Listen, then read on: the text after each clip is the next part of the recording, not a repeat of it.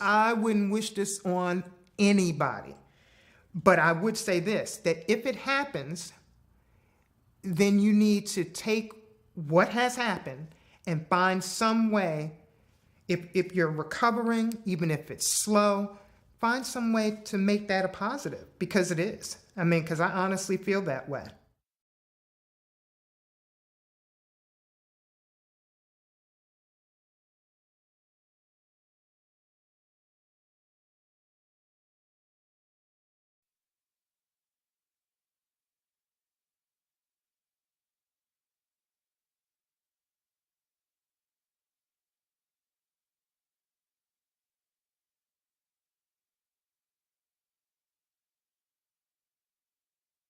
If you said to me, would you want this to happen again so you could go through it again, I'd say, hell no, are you crazy?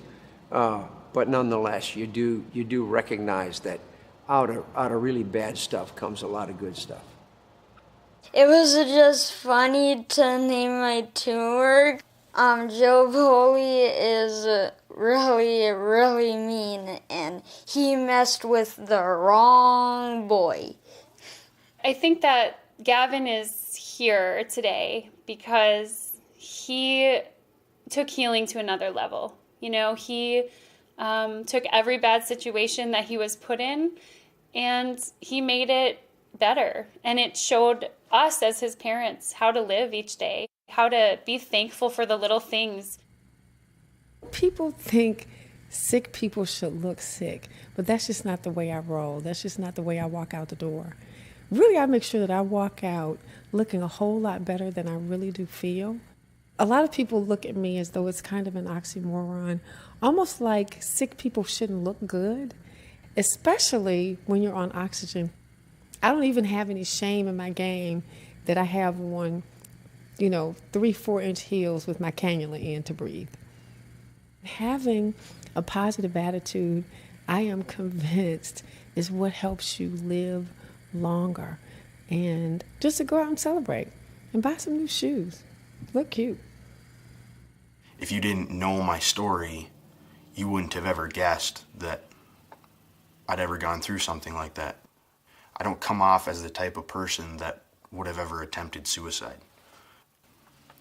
I bought the truck a couple months before the attempt, and it was my baby. Every time that I'd start to get down, I just look at the truck and remember that's waiting for me. That's going to be how I get through this. They say that time heals all wounds. I don't necessarily think that's true. I think time just makes them easier to cope with. And all of a sudden, I heard that terrible screech that we all fear, that we never want to hear. Everyone walked away except for Teddy, who was life-flighted to Savannah. Well, Teddy was in a coma for a month and had multiple surgeries to repair his crushed skull. At every point of his recovery, we had people praying for very specific things, that he would wake up, that the pressure in his brain would subside, that he would speak again, that he would see again, that he would walk again. And prayer really is the only thing. After they've exhausted all the medical treatments, that's all that's left. Halo is my angel. Halo is my sweetheart. Halo is there for me. Halo's feet never touch the ground. She's not just a dog. She is my angel dog.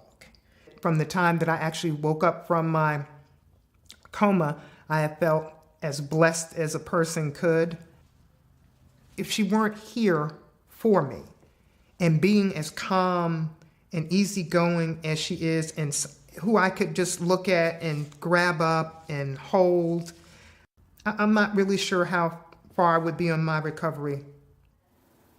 It's so silly, it's so dumb, but the accident in our mind, it was such a gift for us. It changed the way we view everything. We are incredibly appreciative of the little things. And it sounds very cliched, appreciate the little things, but boy, do we ever. We appreciate seeing him walk the dog. Not because he's walking the dog, but because he's walking. We are so grateful when he's out there playing baseball and he loses. Because the fact that he was able to play the baseball game is a miracle. It's incredible in and of itself. When you have tragedy happen, whether it's cancer, some sort of illness or an accident, you can choose how you look at it. We just took stock. We stopped and said, what are we doing? Where are we going? Who do we want to be? It is sad that it takes a catastrophic event sometimes to put it into real perspective. And having that reality smack you in the face, in my mind, that's motivation enough. Healing is a process. The process starts from within yourself, and you've got to want to heal. You've got to want to be better, and you've got to have a drive to be better. If you put your mind to do something, you can do anything. There's proof of that all over the world.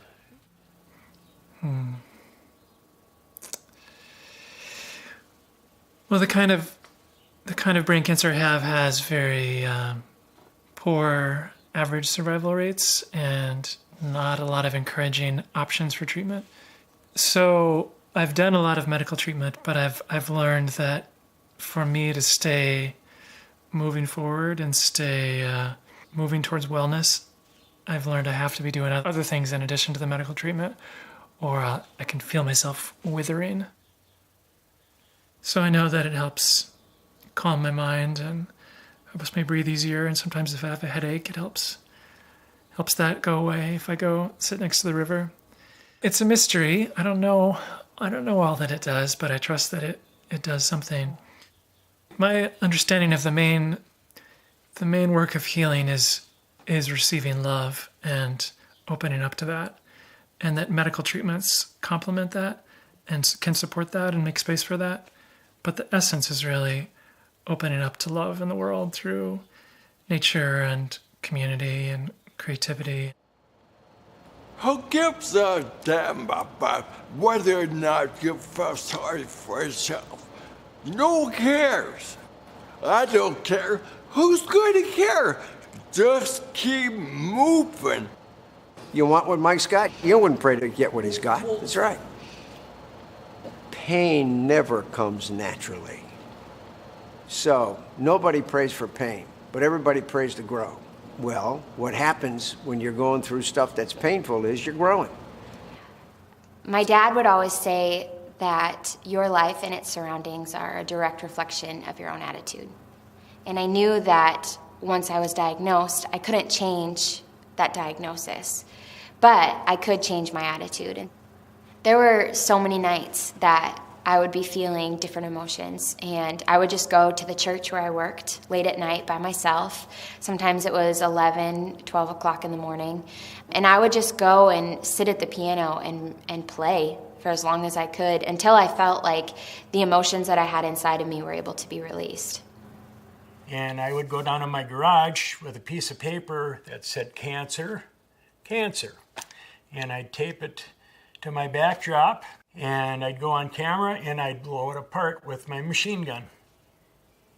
Even if you do fight your guts out, sometimes you're not going to win. But continuing to fight, be bullheaded, be stubborn. Because there are going to be seasons of your life that suck. There are going to be things that happen, people that die, people that are taken from you. And it doesn't make sense. And sometimes you ask the question, you for sure ask the question, why? Why does this happen to this person? But I just know that there's hope. There's hope. There's a different hope. And why not? Why not trust in something? Why not believe in something that can give you that peace and that joy and that comfort?